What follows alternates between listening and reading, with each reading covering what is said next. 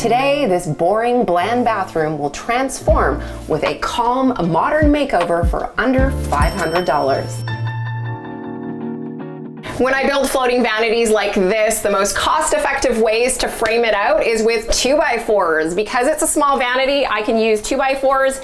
If you're doing a big one, you can use 2x6s. And I like to use a 2x4 because it is nice and sturdy. And I'm gonna line it up here on my level line. Hit my level on that just to double check that we've got that perfect where we want it. And now we are gonna use our structural screws. And I'm using 4-inch structural screws right here. Just using my T30 bit, and I have a structural screw that I'm using here. Tighten that up. It's easier to use an impact driver. Now we have a stud there, so I've actually just pre-drilled because this is super close to the edge.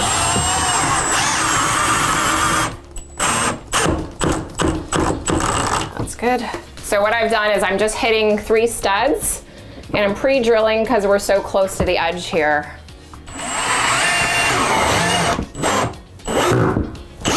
Okay, perfect, love that, nice and secure. I'm just gonna use some 2x4s on this side. I'm just gonna use an angle bracket just to connect them and level it up. Mark out my angle bracket just to beef it up. Like to beef it up, why not? And again, I'm just gonna make sure that it is perfectly lined up on the diagonal and across at the front and back. We are level across the front. We just checked that out. Now I'm gonna finish securing our bracket.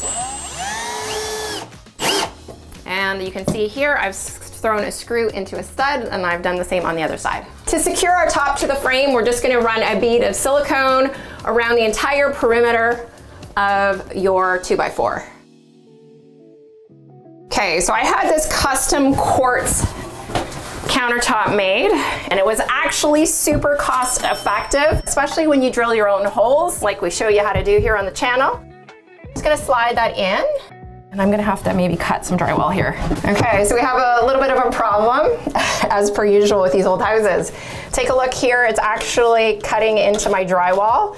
So I'm gonna have to cut this out with my knife so that I can get this to slide in. So we're just gonna back this out for a second so we have some room to fit this in.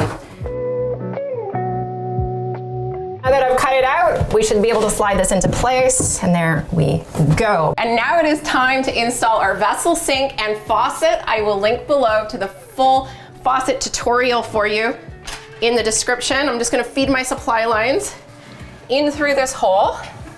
I have silicone on the bottom of my sink into position, and we're just gonna get that where we want it. So this vanity here, I had fabricated for under $250. So the tip here is to get a remnant.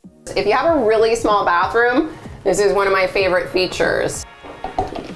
It's a good space saver.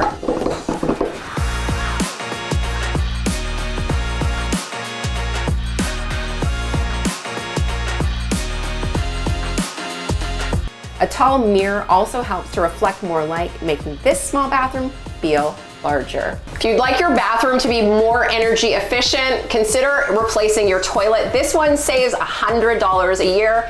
All the tips you need in this tutorial right here. Please like and subscribe. I'll see you in the next one.